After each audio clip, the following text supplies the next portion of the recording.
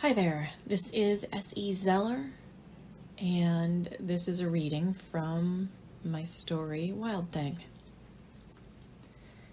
Lilibeth, wash that dirt off your face and put on your town shoes.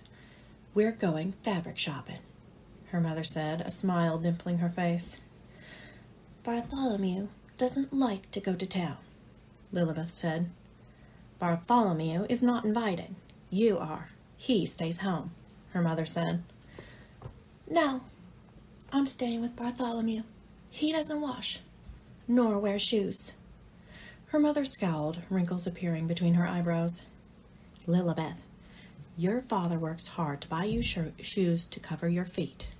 You are a 10-year-old young lady and must act like it. You'll catch your death running around like that, her mother said. I told you, Bartholomew doesn't wear shoes. Me neither, Lilibeth said. Young lady, it's neither do I. Look at yourself. You are like a wild thing, her mother said, smoothing down her glossy mane of chestnut hair, fingers twitching as if they itched to groom her daughter. Lilibeth shoved a piece of freshly baked dark rye bread into her mouth with one fist, her nails ringed with black soil. Bits of dead grass clung to her dirty blonde hair. She is a wild thing, Mother, Carrie said, her nose flaring as if smelling something foul. Enough, Carrie. Johnny, why does she have to make up an imaginary friend? No wonder she has no real friends, her mother said. Her father shook his head behind his book, a frown surfacing on his face.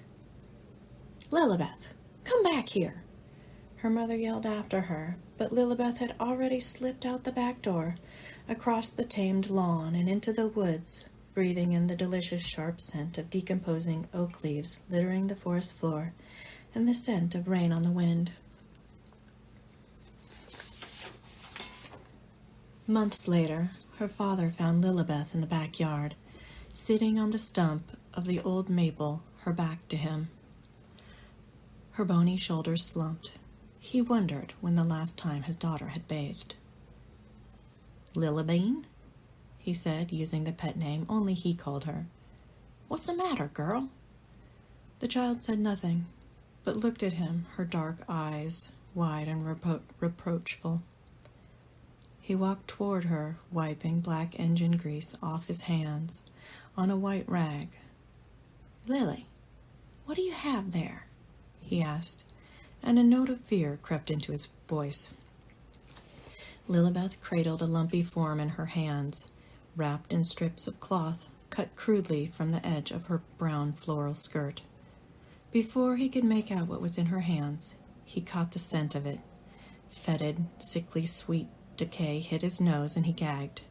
He slowed, approaching with caution. Lily? And he saw it. The raccoon, in depths of decomposition, had been wrapped like a mummy. Lilibeth looked out of the corner of her eye right past her father. Something's wrong with Bartholomew's foot. She stared out toward the forest, and he forced himself to look at the dead thing more closely. The cadaverous raccoon's long nailed toes